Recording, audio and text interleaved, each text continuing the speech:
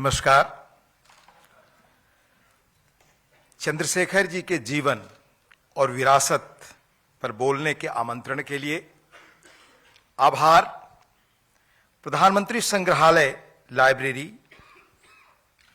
के आदरणीय Nripendra Mishra ji, chairperson PMML, भाई A Surya Prakash ji, vice chairman executive council PMML, Shri Sanjeev Nandan ji, director PMML, doctor Ravi Mishra ji, deputy director PMML,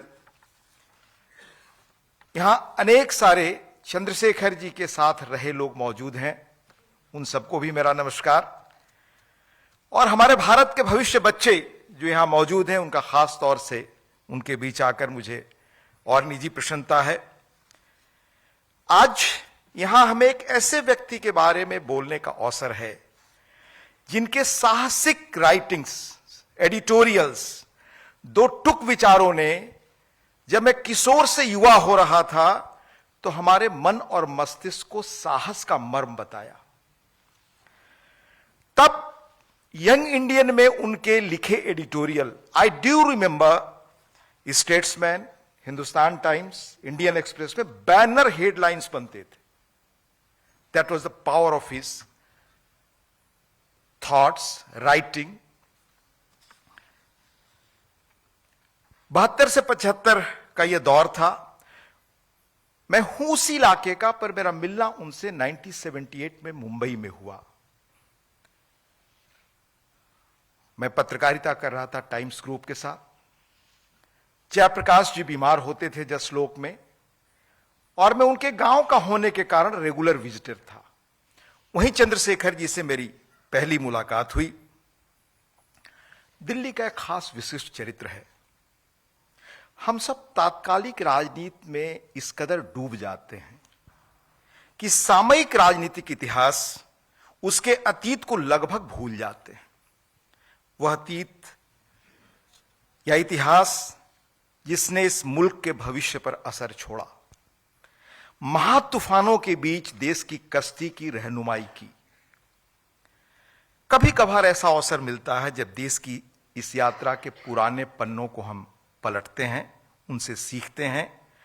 इतिहास की पगडंडियों से गुजरते हुए 1947 के बाद आज भारत दुनिया की 5वीं अर्थव्यवस्था है।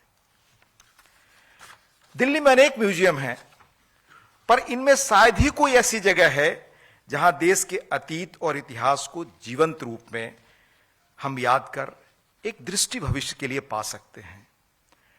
दुनिया के अन्य देशों में हमने अनेक संग्रहालय ऐसे देखे हैं जहां भव्य इस किस्म के मेमोरियल्स हैं, जहां उनके स्टेट्समैन का, प्रेसिडेंट्स का, या जिन लोगों ने वहां पर शासन किया, उनसे जुड़े सारे पेपर, सारे तथ्य रखे जाते हैं। पर भारत में अलग अलग प्रधानमंत्रियों के कार्यकाल में उनकी भूमिका, जैसा आदरणीय मिश्र जी ने बताया, उनकी विरासत को स्मरण करने के लिए कोई एक जगह नहीं थी। यह श्रेष्ठ और आधुनिकतम संग्रहालय state of the art prime minister museum के लिए आदरणीय प्रधानमंत्री श्री नरेंद्र मोदी जी के विजन को, उसके प्रति आभार और धन्यवाद। श्री नृपेंद्र मिश्रा जी एवं प्रधानमंत्री संग्रहालय से जुड़ी उनकी पूरी टीम, जिन्होंने इस पूरे विजन को व्यवहारिक धरातल पर एक जीवंत रूप दिया, उनके प्रति आभार। विश्वास के साथ कह सकता हूं कि दुनिया के सर्वश्रेष्ठ पॉलिटिकल हिस्ट्री म्यूजियम में से आज यह एक है। चर्चा के आरंभ में ही स्पष्ट कर दूं कि हर असाधारण व्यक्ति के जीवन का मूल्यांकन उसके जीवन काल की देश यानी एरा, काल यानी टाइम, और परिस्थितियां यानी सर्कमस्टेंसेज के संदर्भ में ही होता है। यह सीमा प्रकृति ने ही तय की है। कन्फ्यूशस ने कहा था अतीत का अध्ययन करें, अनेक हिस्टोरियंस ने भी कहा है, उससे भविष्य की झलक मिलेगी। इसी क्रम में प्रधानमंत्री रहे हर विशिष्ट व्यक्ति की योगदान, विरासत और जीवन पर यह लेक्चर सीरीज एक बड़ा दृष्टि संपन्न पहल है। मैं इसके लिए बधाई पुनः देना चाहता हूं। इसी क्रम में आज श्री चंद्रशेखर पर चर्चा का यह अवसर हमें मिला है। उनके जीवन, लीगेसी भारत के आर्थिक, सामाजिक, राजनीतिक जीवन में उनकी भूमिका याद करने का। बहुत ब्रीफली मैं आपको बताना चाहूं कि 1927 में चंद्रशेखर जी जन्मे। 80 वर्ष की उम्र में वो नहीं रहे। देश के नाजुक मोड़ पर 90 से 91 के बीच वह मुल्क के 8वें प्रधानमंत्री रहे। 15 वर्ष की उम्र में 1942 में बलिया की बगावत में छात्र के रूप में उनकी सक्रिय भूमिका रही। तो आप उनकी चेतना को समझ सकते हैं। अगर 42 और 15 वर्ष के उनकी उम्र का यह बेस लें तो लगभग 65 वर्षों का उनका पॉलिटिकल लाइफ रहा। 15 वर्षों में वह 15 वर्ष 62 से लेकर 77 तक राज्यसभा के सदस्य रहे। 77 से 2007 के बीच लगातार 8 बार बलिया से सांसद चुने गए। एक बार 84 से 89 में वो चुनाव हारे। इस तरह 40 वर्षों तक भारतीय संसद के सदस्य रहे। 40 वर्षों में लगभग 3 वर्ष केंद्र में सत्तारूढ़ पहली गैर कांग्रेसी सरकार वाली जनता पार्टी के अध्यक्ष रहे।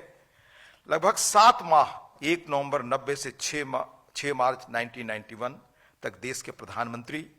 लगभग 3.5 माह केयर टेकर प्रधानमंत्री इन महीनों में से।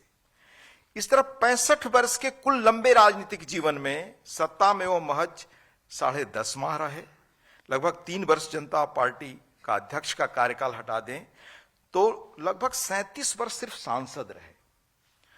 65 वर्षों में से 62 वर्ष में से इन 10 वर्षों को अगर आप घटा दें जो कांग्रेस में रहे 65 से 75, तो लगभग 52 वर्षों तक उन्होंने विपक्ष की राजनीति की।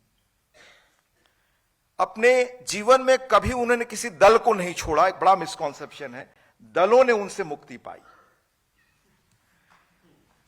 चंद महीनों में 90 का दशक देश के प्रधानमंत्री के रूप में लोग उन्हें याद करते हैं।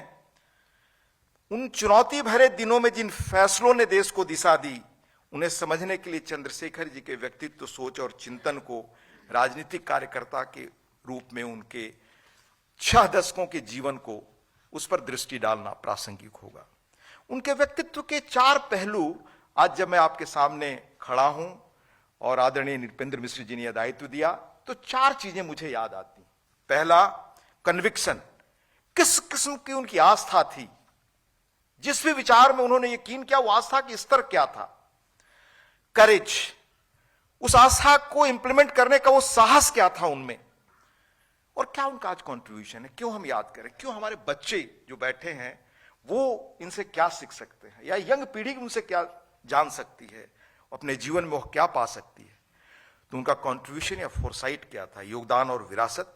और सिविलिटी, रेयर चीज जो उनके अंदर अद्भुत थी, उसका मैं कुछ उदाहरण से उल्लेख करूंगा।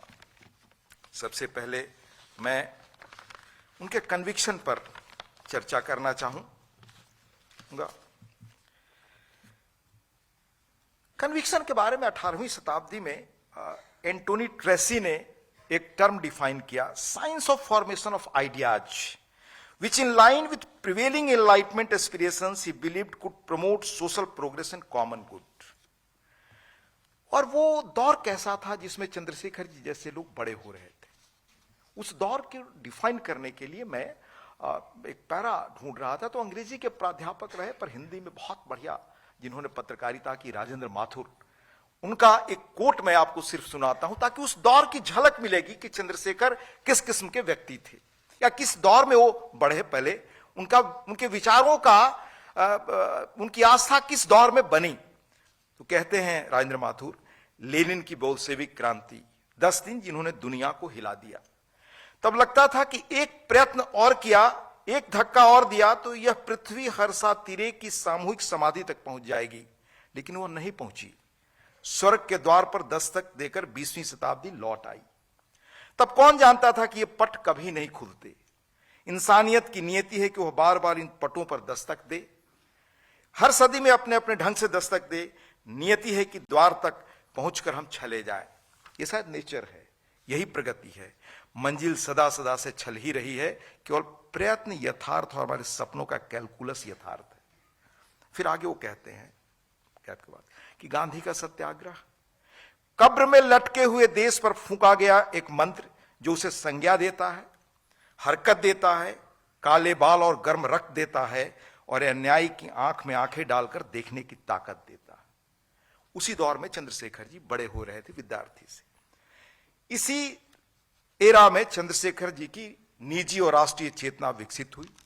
एक बार मशहूर पत्रकार राम बहादुर राय ने उनसे पूछा कि आपके जीवन का टर्निंग पॉइंट क्या था। उनके कन्विक्शन का उत्तर आपको इससे मिलेगा। उन्होंने कहा, कभी कभी छोटी बातें भी जीवन में बड़ा बदलाव ला देती हैं।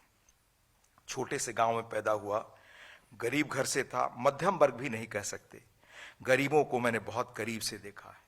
गांधी कहते थे कि अंग्रेज जब देश से बाहर हो जाएंगे तो गरीबी चली जाएगी। 47 में जब देश आजाद हुआ उस वक्त मैं इंटर का छात्र था। 15 अगस्त 1947 को दोपहर में जुलूस निकला। मैं अपने ही समाजवादी मित्रों के साथ घूम रहा था। दोपहर में हम लोगों के लिए खाने का इंतजाम एक जगह हुआ था, काफी लोग थे। एक मंत्री के निजी सचिव ने पैसा दिया था, उसी पैसे से खाना बना। मैं खाना खा रहा था लेकिन मेरे मस्तिष्क में कुछ और चल रहा था। मुझे यह बात अंदर ही अंदर कचोट रही थी कि आज भी हमारे जैसा आदमी खाने के लिए किसी का मोहताज है।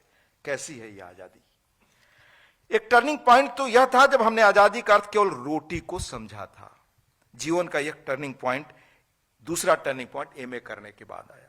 आगे वो कहते हैं, अध्यापक बनने का ख्याल आया। इलाहाबाद छोड़ बनारस पहुंच गया। बहुत अच्छे विद्यार्थी थे। पॉलिटिकल साइंस के विभाग के प्रमुख मुकुट बिहारी जी से मिला। मुकुट बिहारी जी बड़े जाने माने पॉलिटिकल साइंटिस्ट थे और शायद लॉस्की के डायरेक्ट स्टूडेंट्स में से थे। मैंने अपनी मन की बात कही। उन्होंने पूछा कि किस विषय में थीसिस लिखोगे। मैंने तुरंत उत्तर दिया, see the topic which he selected, influence of economic development on political thought. उन्होंने तुरंत स्वीकृति दी। उन्होंने मुझे एक सिनॉप्सिस बनाने को कहा। वह समय था जब कम्युनिस्ट पार्टी वाले आतंक फैला रहे थे। उस समय सोशलिस्टों की एक समिति बनी। मुकुट बिहारी लाल, राजा राम शास्त्री, आचार्य नरेंद्र देव आदि उसमें थे और समिति के अध्यक्ष अंसारी साहब बने, द ग्रेट अंसारी जी, जिन्हें आज कम लोग याद करते हैं। अंसारी जी को एक सहायक की आवश्यकता थी। Rajnarayan ji, the very known face of Indian politics, उन्होंने मेरा नाम सुझाया। प्रोफेसर मुकुट बिहारी लाल जी ने कहा कि इनको डिस्टर्ब मत कीजिए, ये थीसिस लिखने जा रहे हैं, 2 सालों में पूरा हो जाएगा, एक महत्वपूर्ण योगदान होगा। आचार्य जी ने कहा, चंद्रशेखर, इन प्रोफेसरों के चक्कर में मत पड़िए, इन्होंने बहुतों की जिंदगी बर्बाद की है। सोचिए जब देश ही नहीं रहेगा तो आपकी थीसिस कौन पढ़ेगा। उन्होंने कहा, देश निर्माण के कार्य में लगो। उस दिन से लेकर आज तक देश बनाने के कार्यों में मैं जुटा हूं। कितना बना पता नहीं। यह चंद्रशेखर जी का कंक्लूडिंग वाक्य था। हमारी पहली मुलाकात उस वक्त की लार्जेस्ट पत्रिका धर्मयुग थी, जो 6-7 लाख पर वीक बिकती थी। उसमें मैंने उनका इंटरव्यू किया था। यह मेरी पहली मुलाकात थी उनसे। उसमें उन्होंने मुझे कहा, मैं गांव से आया हूं, वहां की जमीन से मैंने राजनीति शुरू की। मैंने गांव की पीड़ा को परखा था, बेबसी को भुगता था, उसे छुटकारा मिले इसके लिए प्रयास किया। मेरे लिए बौद्धिक विलास नहीं था, यह आप बीती पीड़ा से उपजी करा थी। You can just see his words. वह प्रायः कहते, हमने समाजवाद का पाठ किताबों से नहीं पढ़ा, जीवन के अनुभवों ने हमें सिखाया। उसके बाद अपने कन्विक्शन पर इलाहाबाद में 1 साल के लिए वो पार्टी के नगर सेक्रेटरी रहे। 52 के चुनाव में किस तरह से अपने पार्टी के प्रत्याशी के लिए वो चौक चौराहे पर चले जाते थे, अकेले खड़े होते थे, बोलते थे, 10-20 लोग इकट्ठे हुए, सुने, फिर अगले चौराहे पर। आप वो कन्विक्शन का लेवल देखिए, कोई तैयारी नहीं, कोई सुविधा नहीं, पर अपनी बात कहने के लिए ये रास्ता उन्होंने अपनाया। और याद रखिए, उनकी आर्थिक स्थिति ये थी, देश के पिछड़े सबसे इलाकों में से वो थे, पर उन्होंने तब भी वो पॉलिटिकल पार्टी नहीं चुनी जो सत्ता में जाने के लिए लोग कहते थे कि ये रास्ता है। उसको चुना, उस विचारधारा को चुना जिसके लिए कोई सपने में नहीं देखता था कि कभी इन्हें सत्ता भी मिलेगी। See the level of conviction. छात्र जीवन में उन्होंने लिखा, मैं बहुत ब्रीफली आपको बता रहा हूं।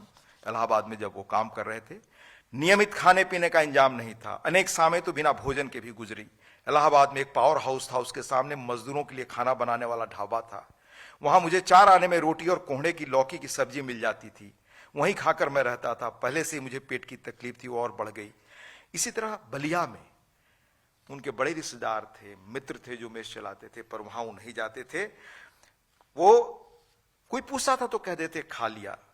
पर करते क्या थे, दिन में कुछ सत्तू या चना आदि खा लेता था, शाम के भोजन का भी यही हाल था। कमल के पत्ते में 3 आने की रोटी और सब्जी पैक कराकर बलिया स्टेशन पर चला जाता था। वहां सीमेंट की बेंच पर बैठकर खाता था। रेलवे के नल से पानी पीकर ऑफिस में सो जाता था। हालांकि तब तक मैं आम लोगों के बीच जाना जाने लगा था। सड़क पर इस तरह जिंदगी गुजारने का असर मेरी सेहत पर पड़ा। वो बिल्कुल मृत्यु के कगार से लौटे। उस विस्तार में मैं नहीं जाना चाहता। फिर आचार्य नरेंद्र देव ने उन्हें जब पार्टी बनी तो ज्वाइंट सेक्रेटरी बनाकर लखनऊ बुलाया। पहले तो उन्होंने उनसे अनुरोध किया कि मैं क्यों काम नहीं कर सकता। Then he had a argument, a kind of argument with Acharya Narendra Dev की इन लोगों से मुझे रिजर्वेशन है। तो आचार्य जी ने कहा कि आप मुझ पर भी विश्वास नहीं करते। तब कहा मेरे पास कोई वो नहीं, I will do this assignment. तो पार्टी के दफ्तर क्या था? पार्टी का दफ्तर एक ऐसी जगह था जिसके जीना पर चढ़े, यानी सीढ़ियों पर चढ़ते वो सीढ़ी टूटने का एहसास होता था। और वहां का क्या हालत था? वहां कोई चंदा नहीं, कुछ नहीं। जो विधायक जीत कर आए थे, थोड़ा बहुत तो कॉन्ट्रीब्यूशन हर महीने 10 रुपए करते थे, उन्होंने भी बाद में देने में मना कर दिया। तो कोई उनसे पैसा एकत्र करने नहीं जाता था। उस वक्त चंद्रशेखर जी ने क्या निर्णय किया? कहा कि सब लोग कहते हैं कि हमारी आर्थिक हालत खराब है, तो सबने बैठकर तय किया कि आज से कोई चंदा मांगने नहीं जाएगा, चाहे जैसे भी हो चलाना होगा, हम काम चलाएंगे। खैर हम लोगों ने कुछ दिन चना चबेना खाकर गुजारे। रात को खिचड़ी बनाते थे, खिचड़ी भी अपने हाथ से बनानी पड़ती थी। वे लोग मुझे बर्तन नहीं धोने देते थे, अपने आप धो लेते थे। रात को देर में खाना खाते थे, बर्तन वैसे ही जूठे पड़े रहते थे। सब लोग देर तक सोते थे। सवेरे में जल्दी उठ जाता था, उन सबके जागने से पहले बर्तन मैं धोता था। और ये डिकेड्स तक उन्होंने किया। पर यह काम करते हुए जो उनका फोकस था, किस तरह, उसमें लिखा है, आगे मैं नहीं जाना चाहता, कि कई बार भूखे पेट भी रहना पड़ा।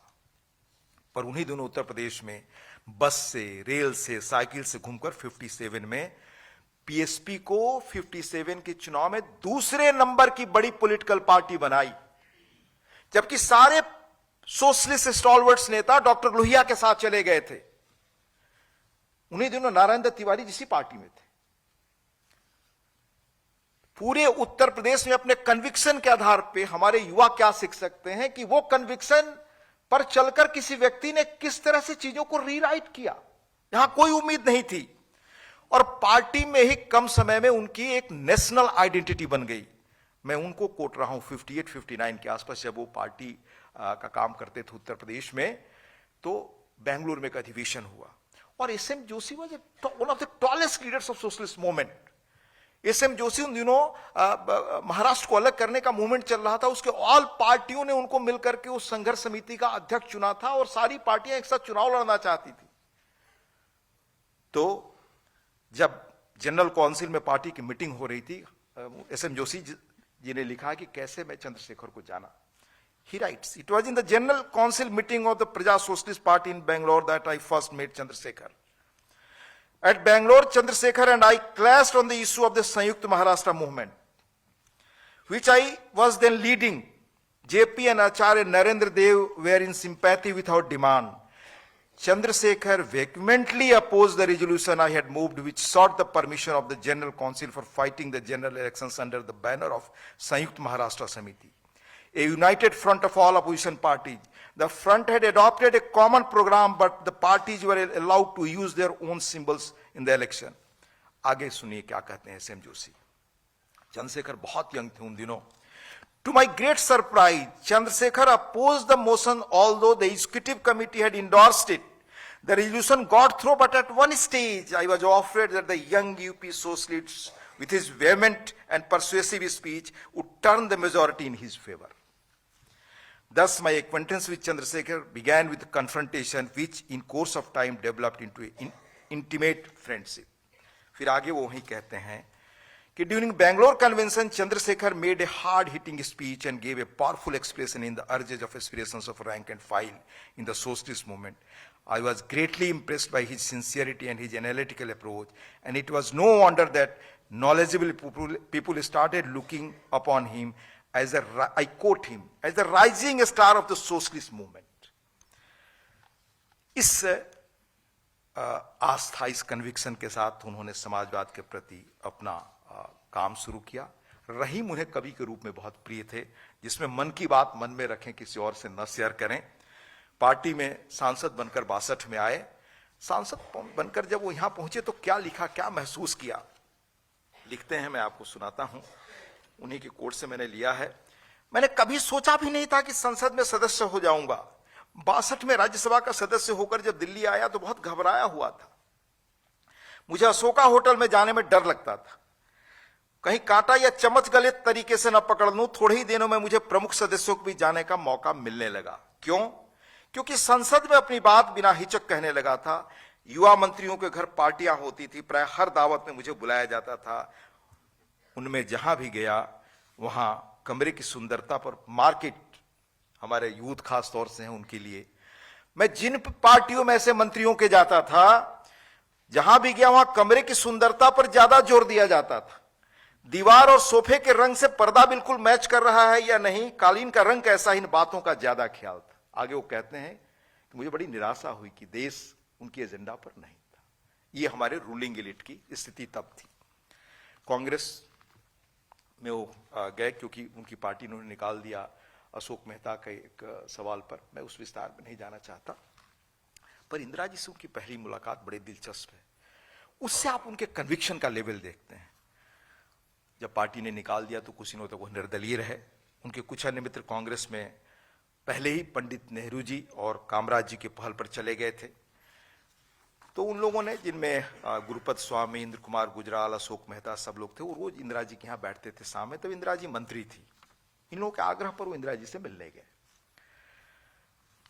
सब लोग उनके लॉन में बैठे थे, इंदिरा जी से वही बात हुई। इंदिरा जी ने मुझसे सवाल किया, चंद्रशेखर जी क्या आप कांग्रेस को समाजवादी मानते हैं? मैंने कहा मैं नहीं मानता कि कांग्रेस समाजवादी संस्था, पर लोग ऐसा कहते हैं। फिर आप कांग्रेस में क्यों आए? क्या आप सही उत्तर जानना चाहती हैं? हाँ, मैं यही चाहती हूं। मैंने प्रजा सोशलिस्ट पार्टी में 13 साल तक पूरी क्षमता और ईमानदारी से काम किया। दल को मैंने पूरी निष्ठा से समाजवाद के रास्ते पर ले जाने की कोशिश की, लेकिन काफी समय तक काम करने के बाद मुझे लगा कि संगठन ठिठक कर रह गया है, पार्टी कुंठित हो गई है, बढ़ती नहीं है, अब यहां कुछ होने वाला नहीं है। फिर मैंने सोचा कि कांग्रेस एक बड़ी पार्टी, इसी में चलकर देखें, कुछ करें। इंदिरा जी पूछती हैं कि लेकिन यहां आने के बाद आप क्या करना चाहते हैं? कहा मैं कांग्रेस को सोशलिस्ट बनाने की कोशिश करूंगा। फिर इंदिरा जी कहते हैं कि अगर न बनी तो क्या कहते हैं Chandrashekhar, this shows his personality, इसे तोड़ने का प्रयास करूंगा। आगे कहते हैं क्योंकि यह जब तक टूटेगी नहीं तब तक देश में कोई नई राजनीति नहीं आएगी। पहले तो मैं प्रयास यही करूंगा कि समाजवादी बने, पर यदि नहीं बनी तो इसे तोड़ने के अलावा कोई रास्ता नहीं बचेगा। See the prophetic words and he did it.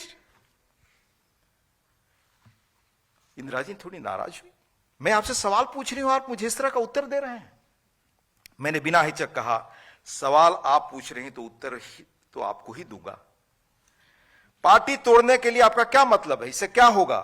फिर चंद्रशेखर कहते हैं देखिए कांग्रेस बरगद का पेड़ हो गई है, इसकी फैली छांव में दूसरा कोई पौधा विकसित नहीं होगा। जो गांव से वो इसका अर्थ समझेंगे। इस बरगद के नीचे कोई पौधा पनप नहीं सकता, क्योंकि बरगद के नीचे पौधे नहीं पनपते। इसलिए जब तक यह टूटेगी नहीं पार्टी, कोई क्रांतिकारी परिवर्तन देश में नहीं हो सकता। श्रीमती गांधी विस्मित से मुझे देखती रह गई। बाद में भी मैंने श्रीमती गांधी से सदा स्पष्ट बातें की, उनसे अपना मंतव्य कभी छिपाया नहीं। ये थे चंद्रशेखर। बहुत विस्तार में गए बगैर उनके संसदीय जीवन की शुरुआत कैसे हुई, कैसे वो विचारों के तौर पर ये लॉजिकल एंड तक चीजों को ले गए। जब वो संसद आए पार्लियामेंट में, तो आमतौर से आप देखिएगा कि सारे सोशियो इकोनॉमिक जो बुनियादी सवाल थे उनको उठाना शुरू किया, और बड़ी तैयारी से पंचवर्षीय योजनाओं की कार्यशैली पर, भूमि सुधार पर, जो कहा कांग्रेस 30-32 से मांग कर रही है, आर्थिक कृषि नीति पर 57 में अशोक मेहता की कमेटी गठित थी, उसकी रिपोर्ट्स निकालकर 63 में सार्वजनिक क्षेत्रों के उद्यमों पर चर्चा, 59 में एक कमेटी बनी थी प्रोफेसर ज्ञानचंद वगैरह के, उस पर वो सारी रिपोर्ट्स निकालकर, यानी किस तरह होमवर्क करके वो आते थे। जब न गूगल था न जो बाकी सोर्स थे, तब जस्ट थिंक ओवर इट।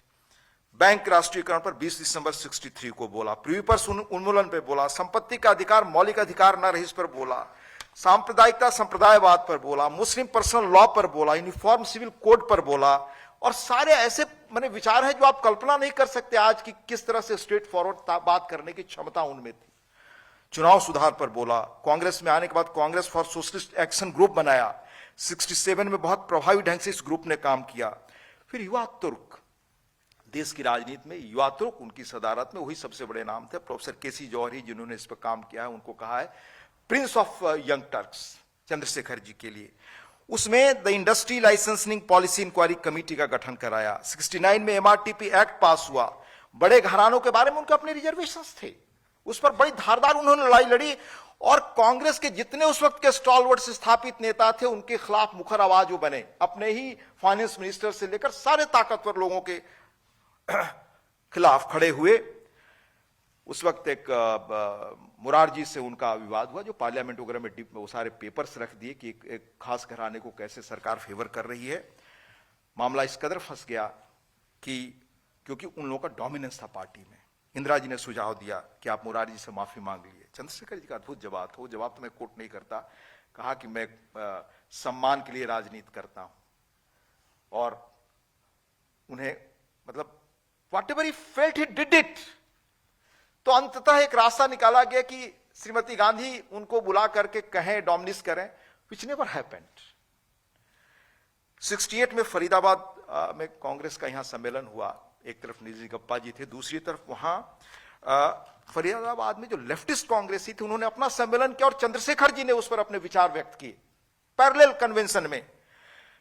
उसी में उन्होंने 10 पॉइंट प्रोग्राम का वो बनाया था। और याद रखिए कि पॉलिटिक्स में लगातार होमवर्क करना, काम करना, एक्सपर्ट से राय करना। कांग्रेस पार्लियामेंट्री पार्टी की जब सेक्रेटरी बने तो टॉप एक्सपर्ट्स को अपने यहां बुलाना और उनसे मेंबर्स को इंटरेक्ट कराना, ही स्टार्टेड इट। उस वक्त एक नोट तैयार किया, note on explosive situation in the country. पुनः एक पैम्पलेट लिखा, Congress crisis and the task ahead. 69 Mumbai Congress जुड़ा निर्णायक थी। कांग्रेस जब बट गई तो आर्थिक प्रस्ताव के नोट बनाए। 69 एआईसीसी की दिल्ली में बैठक हुई कि क्या हालत है पार्टी का देखने के लिए, तो 5000 शब्दों का एक प्रस्ताव तैयार किया, political solution and basic issues.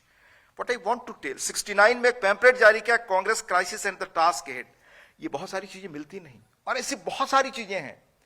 किस तरह इंटेलेक्चुअली, एकेडमिकली अपने विचारों के साथ वो निरंतर आगे बढ़ते रहे और चीजों को लॉजिकल एंड तक ले जाने की कोशिश की। मुंबई कांग्रेस में जब रेजोल्यूशंस पास हो रहे थे, कई कमेटियों का अध्यक्ष उन्हें बनाया गया था, तो एक शब्द को लेकर लगभग 10-11 घंटे बहस चली, जिसमें अकेले चंद्रशेखर जी एक तरफ, बाकी लोग एक तरफ। अंत में इंदिरा जी ने इंटरवेन करके कहा कि भाई चंद्रशेखर जी की बात को आप लोग मान लीजिए, खाने में देर हो रही, 11 बजे के लगभग हम लोग खाना खाने चले। This was a kind of his preparations. और दोनों बार 68 और 74 में उनका व्यक्तित्व इतना बड़ा कि उनको टिकट न मिले, इसकी सारी कोशिश हुई हाई कमान से भी, पर ही केम बैक। 71 में जितने लोगों को कांग्रेस के अंदर टिकट मिले उसमें से लगभग 100 से अधिक लोगों को उन्होंने टिकट दिलवाया होगा और 90 से अधिक समाजवादी पृष्ठभूमि के लोग आए। जब वो यंग टर्क के रूप में सारे इन इश्यूज पर आगे चीजों को ले जा रहे थे, तो एक दिन दादा कृपलानी ने उनको बुलाया, एक दिन अतुल्य घोष जी ने उनको घर बुलाया, कहा कि आप जिस रास्ते से ले जा रहे हैं पार्टी टूट जाएगी कांग्रेस। तो कहे कि मेरे जैसा मामूली आदमी ये सारे प्रासंगिक वो सवाल उठा रहा है जो देश रिलेटेड है, इससे पार्टी कैसे टूटेगी। तो कहा कि आप नहीं समझते अपनी ताकत, अपना महत्व। इसी पृष्ठभूमि में राष्ट्रपति का चुनाव हुआ वहां बेंगलोर में। इंदिरा जी ने सुबह बुलाया, चंद्रशेखर जी से पूछा कि भाई 2 प्रत्याशी हैं, कौन होगा। चंद्रशेखर जी ने सीधे कहा कि भाई पहले आप ये व्यर्थ प्रयास कर रही हैं, आपका संसदीय बोर्ड में बहुमत नहीं है। तो उन्हें यकीन नहीं हुआ क्योंकि सी हैड इंफॉर्मेशन कि हमें सपोर्ट में लोग हैं। तो उन्होंने एक नाम लेकर कहा, ये सब रिकॉर्डेड है फैक्ट्स, कि ये आपके साथ नहीं, वोट नहीं करेंगे। And this happened. जब ये हो गया कि इंदिरा जी की इच्छा के खिलाफ राष्ट्रपति पद के प्रत्याशी चुन लिए गए, तो सी सुब्रमण्यम को इंदिरा गांधी ने भेजा कि चंद्रशेखर को बुलाओ। तो चंद्रशेखर जी को बुलाया गया। सी सुब्रमण्यम ने कहा कि now prime minister wants to resign. Chandrashekhar ने कहा why, she should fight back. फिर उसी दौर में चाहे बैंकों का राष्ट्रीयकरण, प्रिवी पर्स हो, ये सारी चीजें उस वक्त कराई और बंबई कन्वेंशन वगैरह में जहां लगा वो अपने नेतृत्व को बदलने की चुनौती भी दी। कहा कि हमारे आज जो नेतृत्व हैं अगर कार्यक्रमों पर वो खड़े नहीं उतरे तो उन्हें भी बदल डालेंगे। इस किस्म का साहस चंद्रशेखर जी में था। और मैं बहुत विस्तार से गए वगैरह आपको बताऊं, 71 में ये पहली बार हुआ सुभाष बाबू के बाद। कांग्रेस इलेक्शन कमेटी पहले होती थी, वही हाईएस्ट बॉडी थी। बाद में उसको हम लोग एग्जीक्यूटिव बॉडी के रूप में जानते हैं, कांग्रेस वर्किंग कमेटी। तो इंदिरा जी की इच्छा के खिलाफ इंदिरा जी के पास कांग्रेस के 2 वरिष्ठ लोग गए, जिसमें शायद जहां तक याद है मुझे यशवंत राव जी थे और जगजीवन बाबू। कहा कि नहीं, उन्हें इस बार अब चुन लेने दीजिए, वो नॉमिनेटेड पहले से थे। इंदिरा जी ने कहा, गुजरात के एक मिस्टर घिया थे, उनको कैंडिडेट के रूप में कहा नहीं, चुनाव होने दीजिए। भारी बहुमत से चंद्रशेखर जी, मैडम गांधी जब सुप्रीम थी कांग्रेस में, ही वॉज इलेक्टेड। यह सुभाष बाबू के बाद पहली घटना हुई थी कांग्रेस में। 73 में फिर आया वर्किंग कमेटी का, तो लोगों ने कहा, जो इंदिरा जी के पास बड़े नेता थे, कि नहीं इस बार फिर चुनाव होने दीजिए। तो इंदिरा जी ने कहा कि मैं नहीं चाहती कि शिमला का दोबारा वो हो।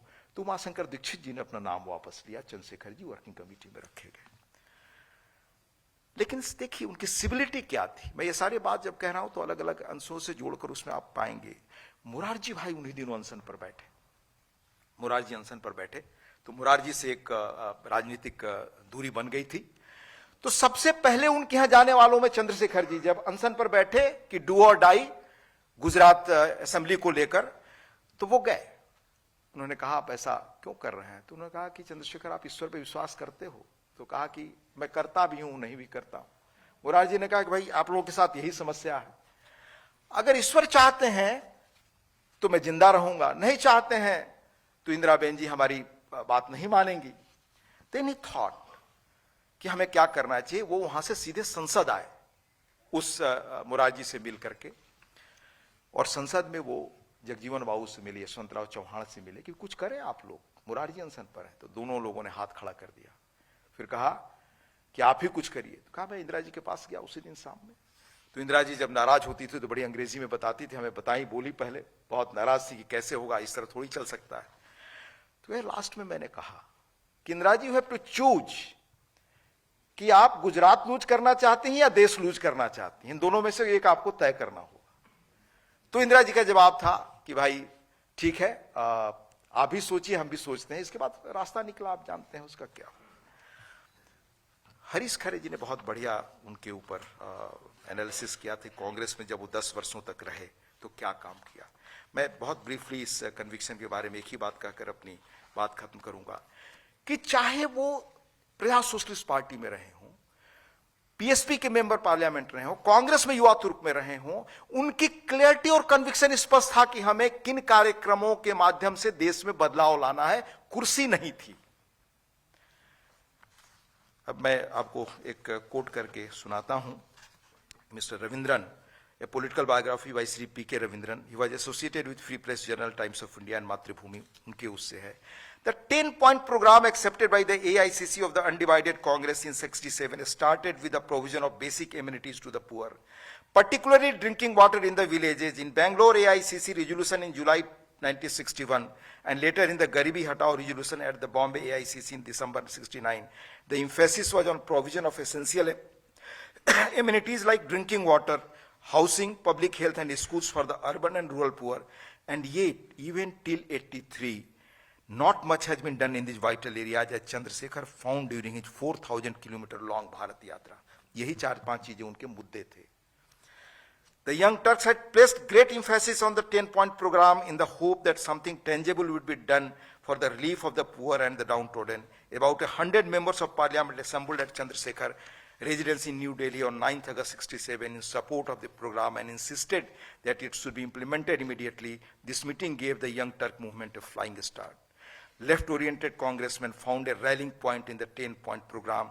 They aimed at bringing about a structural change in the economy for reducing disparities in income and wealth, providing employment to millions who were without jobs and curbing monopolies and strenuous living. A memorandum urging implementation of the 10 points signed by 118 members MP was submitted to K. Karnwaj and Prime Minister Mrs. Indira Gandhi. यानी कभी 100, कभी 125 MPs उनके साथ memorandum लेकर के madam Gandhi, जब she was all in the party, ये साहस चंद्रशेखर में, कन्विक्शन अपने आइडियोलॉजी के प्रति था। हरीश खरे जी ने उनके न रहने पर बहुत बढ़िया लिखा था, मैं बहुत संक्षेप में बता दूं उनका एसेंस क्या था। चंद्रशेखर पहले राजनीतिक नेता थे जिन्होंने देश का ध्यान आर्थिक एकाधिकारवाद की ओर खींचा। चंद्रशेखर 67 से 69 के दौरान अपने आदर्श और कांग्रेस के साथ अच्छे ढंग से तालमेल बनाए हुए थे। चीजों का रास्ता मिलता रहा और स्वाभाविक रूप से पार्टी संघर्ष की आंतरिक शक्ति और अपने आप अर्जित कर रही थी उनके माध्यम से। यही कारण था कि इंदिरा गांधी को 71 के लोकसभा चुनाव में आशातीत सफलता मिली और इंदिरा जी के चुनाव में और 71 में इंदिरा जी के बाद सबसे अधिक किसी की मांग थी प्रचार के लिए तो चंद्रशेखर थे।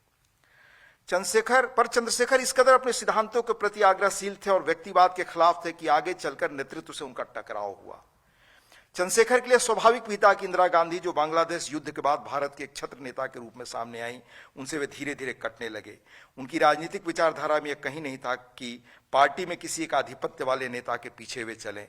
यह उनके व्यक्तित्व के विपरीत था। पर कांग्रेस में चंद्रशेखर की जो भूमिका रही, जिस तरह से नीतियों पर पार्टी को चलने के लिए विवश किया और अकेले जिस रूप में माहौल बनाया, उस राजनीतिक तेज में वे इंदिरा गांधी के लिए बड़ी चुनौती बन गए। मैं और भाई विस्तार में नहीं जाना चाहता। द्वारिका प्रसाद मिश्र ने अपने एक वर्किंग कमेटी की मीटिंग में उनके लिए कहा, बाकी सदस्यों को, ये उनकी लास्ट वर्किंग कमेटी की मीटिंग थी द्वारिका प्रसाद मिश्र की, कि चंद्रशेखर जी से आप लोग सीखिए। वजह क्या है? चाह गई चिंता मिटी मनुआ बेपरवाह, जिनको कछु न चाहिए वो साहन के साह। कहा कि ऐसे हैं चंद्रशेखर। और चंद्रशेखर को भी सीख दी कि जब आप इस रास्ते पर चल पड़े हैं तो एक वाक्य कहा जिसे गांव से आने वाले लोग बेहतर समझेंगे, खुल खेलो संसार में बांध सके नहीं कोई, घाट जकात क्या करे जो सिर बोझ न हो। यानी पहले आप घाट जब पार करते थे, वही आने जाने का, नदियों को पार करने का रास्ता था, तो आपको उसका शुल्क देना पड़ता था। तो आपके सिर पर अगर बोझ नहीं है, बैगेज नहीं है, कोई आकांक्षा नहीं है, तो आपको दुनिया में कोई बिगाड़ नहीं सकता। जब आप इस रास्ते पर चल पड़े हो तो आप रहना। चंद्रशेखर इसी रास्ते पर चलकर जिए। चाहे वीपी सिंह से उनका मतभेद रहा हो, नई आर्थिक नीतियों के बारे में रहा हो, पूरे देश में वो घूमने निकले दोबारा कार से, और 28,000 किलोमीटर से शायद ज्यादा यात्रा की कार से, और गर्मी में मैं भी कुछ जगहों पर साथ था। और उस वक्त एक बहस भी चलवाई कि उदारीकरण और ग्लोबलाइजेशन के विकल्प में विकल्प है। आर्थिक विषमता किस तरह से रीजनल स्टेट्स में है, इस पर उन्होंने काम कराए। उदारीकरण के बाद किस रूप में देश में आर्थिक विकास हुआ है, विषमता से भरा हुआ, इस पर पेपर तैयार कराए। यानी पेपर्स तैयार करके लगातार लोगों को भेजना, और पेपर्स वो भी तैयार कराते थे बड़े एक्सपर्ट्स थे, लेमैन लैंग्वेजेस में, जब वो बिल्कुल इन सवालों से अलग थे।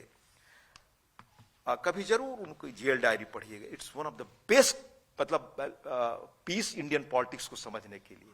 वो उसका लिटरेरी फ्लो, उसकी भाषा, उसमें नेताओं के बारे में जो है उतना सुंदर वर्णन, वो शायद अंग्रेजी में होता, वो दुनिया में जानी गई होती। उतनी बढ़िया जेल डायरियों में से कोई आपको नहीं मिलेगी। अकेले चलने का उनका यह साहस और उसका स्रोत क्या था? लोगों ने एक बार पूछा, बहुत बाद में उन्होंने कहा कि बचपन में ही मैंने शरद चंद्र की पुस्तक पथ का दावेदार पढ़ा था, और पथ के दावेदार में यह वर्णन था कि उसका जो नायक है वो जहां भी नए ढंग का समाज बनाने जाते हैं, वो साथ के लोग एक सिवा के बाद छोड़कर चले जाते हैं, तो तुरंत फिर वो अपना सब कुछ लेकर दूसरी जगह चले जाते हैं, तीसरी जगह चले जाते हैं। He never gets tired. This was the spirit of that man. पथ के दावेदार का उन्होंने उल्लेख किया कि उससे मुझे ताकत मिली। और उनका एक जेल डायरी का अंश आपको सुनाता हूं 75, जिससे आप उनके कन्विक्शन के स्रोत को जान सकते हैं। लिखा है, आज 11 अक्टूबर है, जेपी का जन्मदिन। पिछले कई वर्षों से इस दिन मैं जेपी के बारे में कुछ लिखता रहा हूं। गत वर्ष यंग इंडियन, जो 30 वर्ष तक उन्होंने चलाया, 30 वर्ष तक लगभग एडिट किया, मैंने संपादकीय लिखा था, उसको लेकर बड़ा विवाद उठ खड़ा हुआ। कांग्रेस के बहुत से साथी रुष्ट हुए। मुझे तो खुलकर किसी ने नहीं कहा, पर कानाफूसी बहुत हुई। आज यह बात मुझे स्मरण हुआ कि कुछ मित्रों ने मुझे पिछले साल लिखने से मना किया। उन दिनों सरकार के कुछ अत्यंत उत्तरदायी लोग इस बात की चर्चा कर रहे थे कि श्रीमती गांधी मुझे मंत्रिमंडल में सम्मिलित करने जा रही हैं। मुझे भी यह कहा गया था कि मैं इस अवसर को किसी प्रकार हाथ से न निकलने दूं।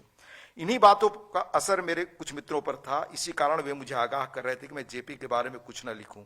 मैंने उनकी बात सुन ली, पर लेख लिखकर छपवा दिया, और मैंने उनसे साफ साफ कह दिया कि यदि मैं ऐसा न करता तो पता नहीं दूसरे मेरे बारे में क्या सोचते, पर मैं निश्चित रूप से अपनी ही दृष्टि में गिर जाता, मेरा स्वत्व समाप्त हो जाता, मेरा आत्मविश्वास चूर हो जाता। This was Chandrashekhar. मानस कैसा था कि जब वो जेल में गए तो जिस ढंग की उन्होंने साहित्य पढ़ी है, फ्रैंकल की मैन्स सर्च फॉर मीनिंग से लेकर बहुत सारी चीजों को, वो आपको पता चलेगा। दुनिया के दोस्तोवस्की से लेकर सबका लिटरेचर उन्होंने पढ़ा। वो दोस्तोवस्की का एक बार कोट भी करते हैं क्राइम एंड पनिशमेंट का, there is nothing harder in the whole world than frankness and there is nothing easier than flattery. भारतीय पॉलिटिक्स के संदर्भ में उन्होंने कहा।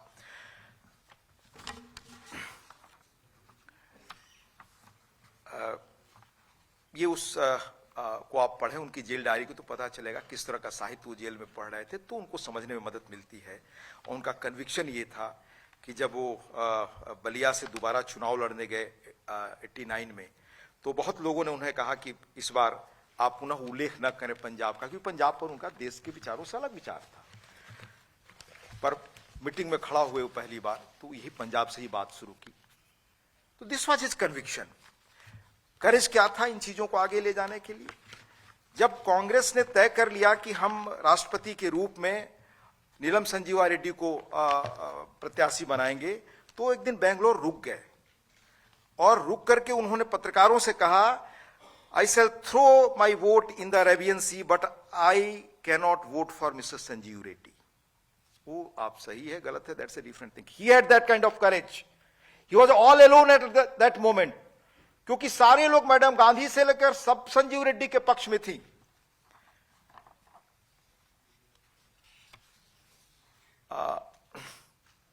दूसरा, जब वो जेल में बंद थे तो जेपी गोयल साहब एक हुए जो बाद में लोकसभा के सदस्य बने। उन्होंने किताब भी लिखी जिस पर अरुण जेटली जी ने उसका फॉरवर्ड लिखा है।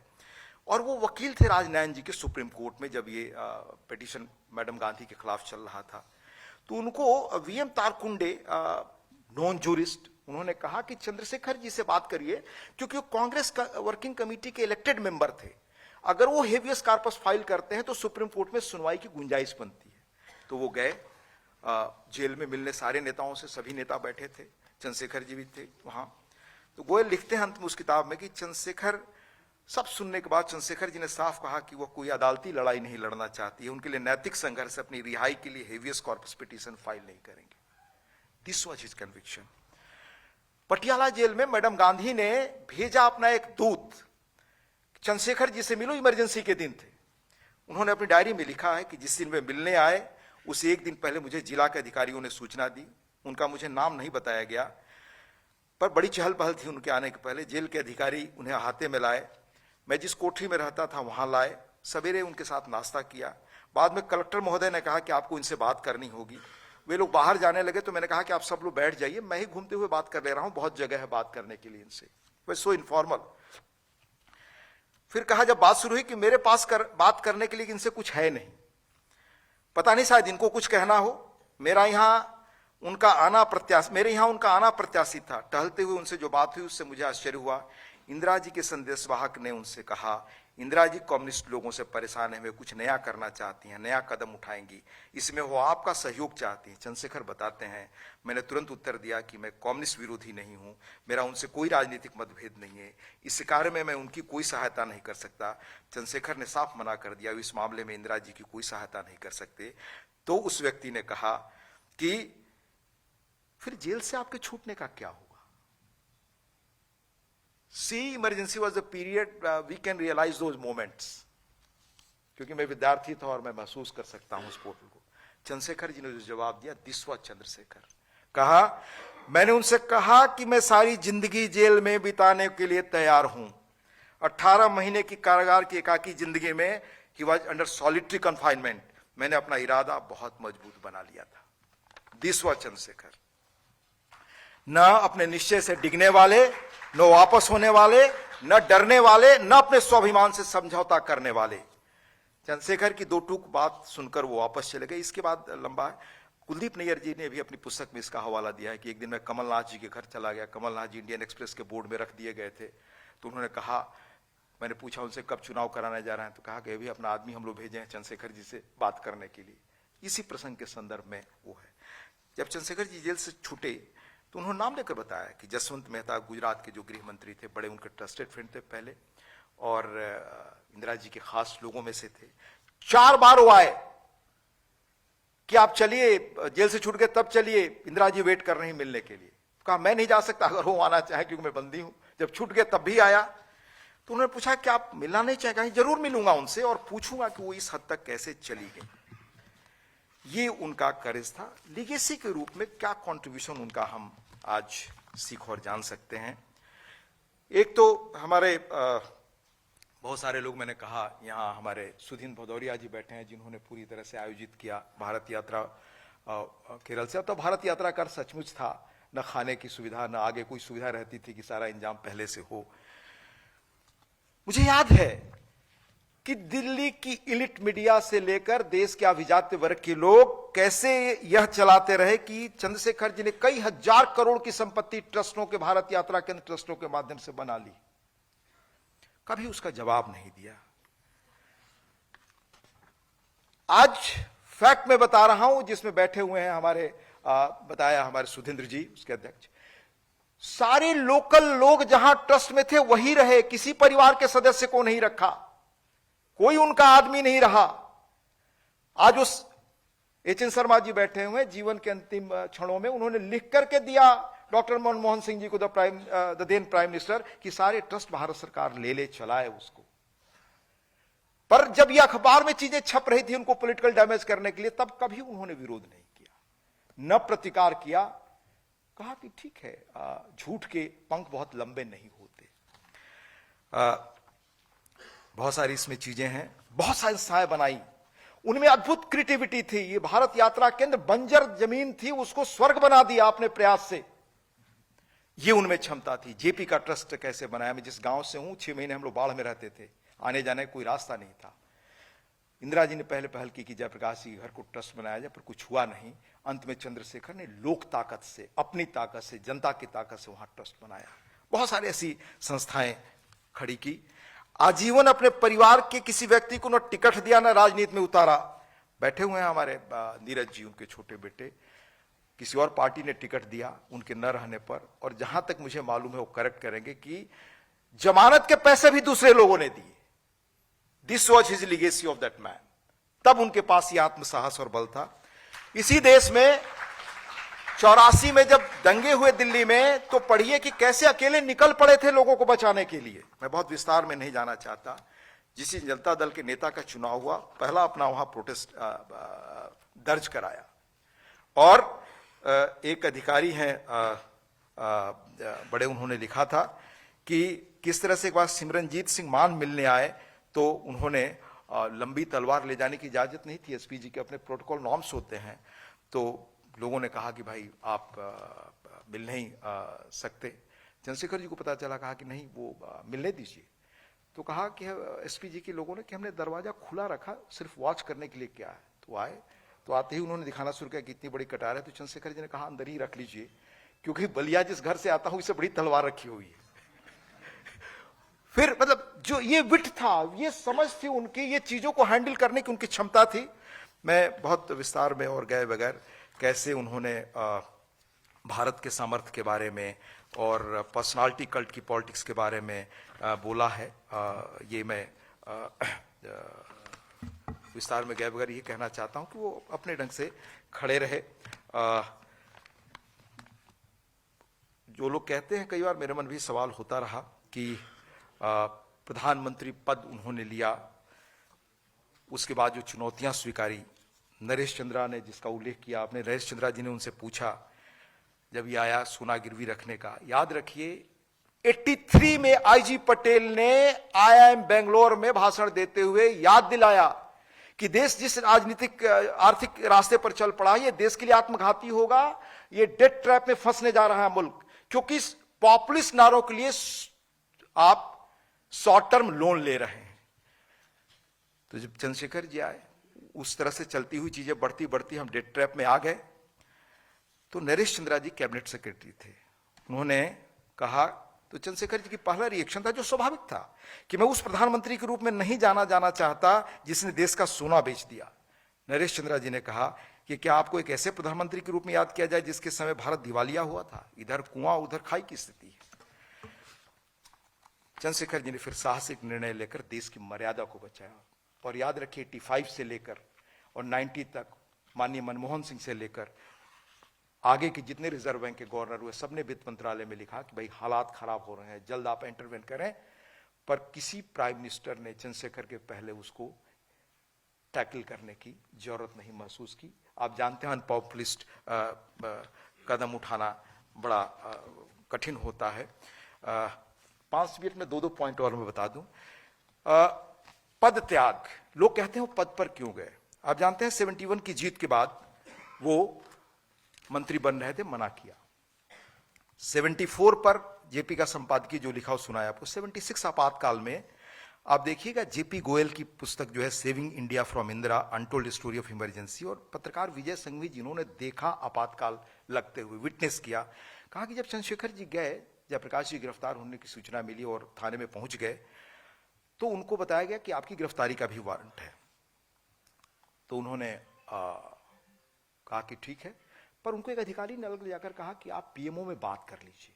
ये 2 किताबों में सूचनाएं मिलती हैं, और जेपी गोयल ने बहुत सारे रिकॉर्ड देकर के इसको लिखा है कि उधर से जो बात हुई जिस भी व्यक्ति से, उन्होंने तो जेपी गोयल ने लिखा कि मैडम खुद थी, कहा कि भाई आप इसका समर्थन करिए इमरजेंसी का, कल आपको सेकंड इंपॉर्टेंट पोस्ट हम लोग देंगे कैबिनेट का। पर ही रिफ्यूज, कहा, कुछ बोले नहीं, फोन रख दिया। विजय संघवी जी ने तो लिखा, मैं दूर से देखा, फोन पटक दिया और जेल चले गए। 77 में तो आप जानते हैं जनता पार्टी सरकार में पहले मंत्री बन रहे थे, ही लेफ्ट इट। 79 में जब जगजीवन बाबू को इन लोगों ने प्रत्याशी बनाया तो इंदिरा जी ने, कमलापति जी ने प्रस्ताव भेजा कि आप पीएम बनिए, आपको हम चाहते हैं, ही रिफ्यूज्ड इट। 79 में देवीलाल जी, बीजू पटनायक जी ये प्रस्ताव लेकर गए कि आप उप प्रधानमंत्री बनिए, ही रिफ्यूज्ड इट। तो ये सारी चीजें थी, और पीएम बनने के बाद देश में जो बड़े मुद्दे थे उनको कैसे उन्होंने टैकल किया, अनेक गंभीर मुद्दे। अयोध्या मामला हल करने के किनारे ले जा चुके थे, उनकी सरकार अयोध्या के कारण गई। आर्थिक क्राइसिस को उन्होंने हल किया, पंजाब के आतंकवाद से लेकर जम्मू कश्मीर के आतंकवाद, नॉर्थ ईस्ट से लेकर सबको बुलाकर बात करने की कोशिश की, और पंजाब में भी चुनाव की घोषणा की, असम में भी चुनाव की घोषणा की। और उनकी सिविलिटी क्या थी। आपातकाल के बाद इंदिरा जी से मिलने गए कि अचानक इंदिरा जी कहे कि वहां स्टाफ और सब लोग देखकर आश्चर्यचकित मुझे। मैं बैठा इंदिरा जी से बात करने लगा। पहले तो दोनों आदमी हम काफी देर तक मौन रहे। मैं पूछा, इंदिरा जी आप कैसी हैं? उन्होंने कहा ठीक हूं, आप कैसे हैं? कहा औपचारिक बात हुई। इसके बाद मैंने पूछा उनसे कि आप इतनी दूर कैसे चली गई? तो फिर कहा कि मुझे गलतफहमी में डाल दिया। फिर आर.के. धवन को कहकर सारी फाइल्स दिखवाई चंद्रशेखर जी को, और चंद्रशेखर जी जो देखे उसे आगे लिखते नहीं, कहते नहीं, क्योंकि उनमें एक शिष्टता थी, मर्यादा थी। फिर इंदिरा जी ने अपनी प्रॉब्लम बताई कि हमारा सिक्योरिटी खत्म हो रहा है, घर नहीं जाए, घर जा रहा है। वहीं से वो मोरारजी जी के यहाँ गए और सारी व्यवस्था करवाई। और जो मोरारजी जी को कहा वो अद्भुत है। कुमकुम चड्ढा जी जो यहाँ के एस्टेब्लिशमेंट से बड़ी नजदीक थी, और बड़ा अच्छा आपका भी इंटरव्यू किया था अभी हाल में मैंने देखा, उन्होंने जो अपनी पुस्तक लिखी है the Marie Gold story, Indira Gandhi and others, ये क्लोज थी उस परिवार से भी, जहां तक मैं सुनता हूं। वो चंद्रशेखर जी की बायोग्राफी लिखना चाहती थी, गई उनसे कई बार बात की, पर वो लगा कि वो बात बढ़ नहीं रही है आगे। तो लिखती हैं वो कि मैं कोशिश कर रही थी कि चंद्रशेखर जी जो बातें नेहरू परिवार से लेकर इंदिरा जी से लेकर वीपी सिंह लेकर सबके बारे में जानते हैं, कोई और नहीं जानता। तो मैं वो चीजें चाहती थी जो मैं लिख सकूं। तो चंद्रशेखर जी ने एक दिन कहा, सब बंद करो ये जहां नोट कर रही हो। कहा कि मैं एक किताब के लिए अपना आचरण नहीं बदल सकता। मैं कभी किसी के बारे में, कभी किसी के बारे में, जेल में भी जो लोग मिलने आए, जिनके माफीनामा का पत्र भी देखा, किसी के बारे में नाम नहीं लिया। ये सिविलिटी थी। और मैं आपको बताऊं, रजनी पटेल, ललित नारायण मिश्र, वी.के. कृष्ण मेनन, ये सब सारे बहुत सारे लोग जब अकेले पड़ गए देश में, तो एक आदमी जो उनके यहां जाकर खड़ा होते थे और बात करते थे वो चंद्रशेखर थे। सब उन्होंने अपने उसमें लिखा है, मेमोयर्स में। अंत में मैं आपको कहना चाहूंगा कि मैं 2-3 दिनों पहले खबर पढ़ रहा था कि 5 सालों में 21 राज्यों की कमाई 47% बढ़ी और कर्ज 77% बढ़ गया। कर्ज 2023 की पहली छमाही में 21 राज्यों का राजस्व घाटा 70,000 करोड़ और वित्तीय घाटा 3.5 लाख करोड़ बढ़ा है। राज्य कर्ज के बोझ से डूब रहे हैं। क्या 90 के आर्थिक संकट से सीखने के बाद भी हमारे राज्य पॉपुलिस्ट स्लोगन्स के लिए सीखने को तैयार नहीं है? आज की तारीख में हम सांसद, क्या प्रखर बहस होती है, कैसे बहस से राजनीति को आप मोड़ सकते हैं, ये सीखने को तैयार नहीं है। ये सिविलिटी कि राजनीतिक मतभेद उनको जब बाहर आए 77 में तो प्रस्ताव दिया गया कि मैडम गांधी के खिलाफ रायबरेली से आप चुनाव लड़ें। कहा उन्होंने कि मैं राजनीतिक मतभिन्नता व्यक्तिगत लड़ाई में नहीं लाऊंगा, चुनाव लड़ना पड़े न लड़ना पड़े, राजनीति में रहना पड़े न रहना पड़े। This was his calibre. जो अपनी पुस्तक लास्ट में जो उन्होंने जीवन जैसा जिया लिखा, उसकी लास्ट लाइन है, मैंने संभवतः 1955 में अपनी डायरी में लिखा था और अद्भुत मेमोरी थी। एक बयान जो उन्होंने 55 में दिया, जीवन के अंत तक वही बयान लगभग उसी भाषा में वो बोलते थे। ये उनकी मेमोरी थी। मैंने संभवतः 55 में अपनी डायरी में लिखा था, परिवार की सीमाओं में हम समा न सके, नए परिवार हम बना न सके, प्यार के परंपरागत स्रोत सूख गए और नए चश्मों की तलाश में हम भटकते ही रहे। अपनी मनस्थिति तो आज भी वैसी ही है, काश हम भारत के इस परिवार को सजोए रखने की दिशा में कुछ कर पाते। अंत में पाथ के दावेदार के नायक से प्रेरित चंद्रशेखर जी के जीवन के बारे में जब मैं निचोड़ आपसे कहना चाहूं तो मैं कैसे देखता हूं, तो रॉबर्ट फ्रॉस्ट की एक बड़ी मशहूर कविता है। एक तो थी जिसे पंडित जी बहुत पसंद करते थे, उनकी टेबल पे रहती थी, woods are lovely dark and deep but I have promised miles to go before I sleep, but I have promised miles to go before I sleep.